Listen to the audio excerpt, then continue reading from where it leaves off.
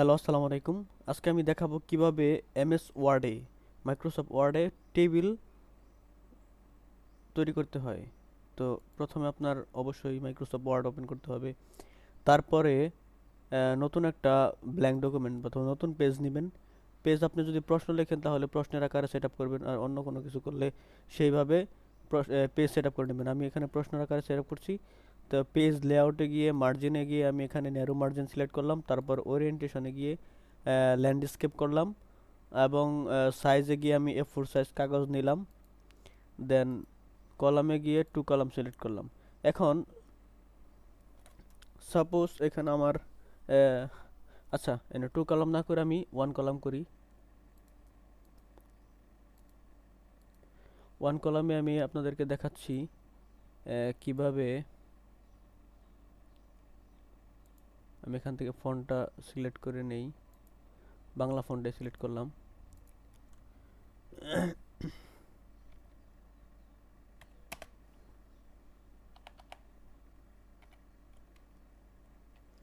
Table তৈরি করো,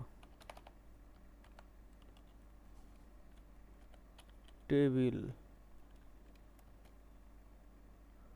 তৈরি।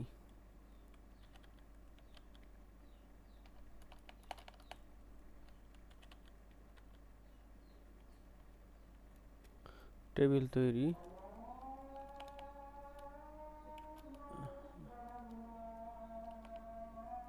ঠিক আছে, প্রথমে আপনাকে অবশ্যই ইনসার্টে যেতে হবে। উপরে ইনসার্টে গিয়ে এখানে দেখুন টেবিল আছে, টেবিল সিলেক্ট করবেন। তারপর আপনি কয়েকটা কলাম এবং কয়টা রো আঁকতে চান। যেমন আমি এখানে তিনটা তিনটা নিচের দিকে রো আপনার একটা দুইটা তিনটা চারটা সিলেক্ট করলাম, আর কলাম আপনার তিনটা বানাইলাম। তো এটাকে আপনি চাইলে একটু বড় করে নিতে পারেন টেনে। সাপোজ এনে আমি লিখলাম নাম, দেন লিখলাম বয়স,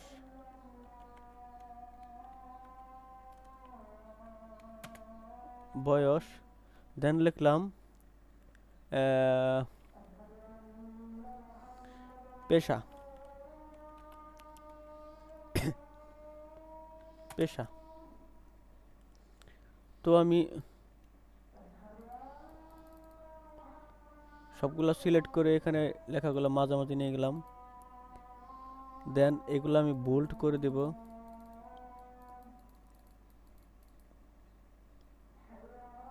এটা বোল্ড করলাম,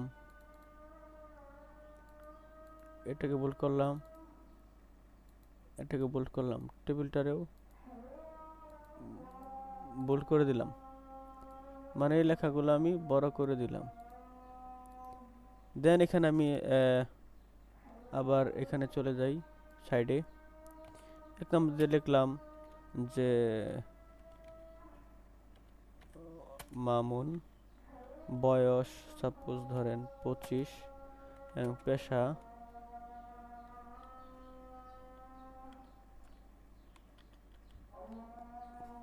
কৃষক। তো এইভাবে আপনারা মূলত টেবিল এবং টেবিলের কাজ করবেন। তো ভিডিওটা এই পর্যন্তই ছিল। পরবর্তীতে আরও কোনো কিছু যদি আপনাদের শেখার থাকে এমএস ওয়ার্ডের বা অন্য কোনো টপিক নিয়ে, অবশ্যই কমেন্ট বক্সে জানাবেন। অবশ্যই ভিডিওগুলো খুব সাথে সাথেই রেসপন্স পাবেন, রিপ্লাই পাবেন। তো আমার এই 19 মিনিট স্কুল যারা এখনও সাবস্ক্রাইব করেনি তারা অবশ্যই সাবস্ক্রাইব করে পাশে থাকবেন। ধন্যবাদ।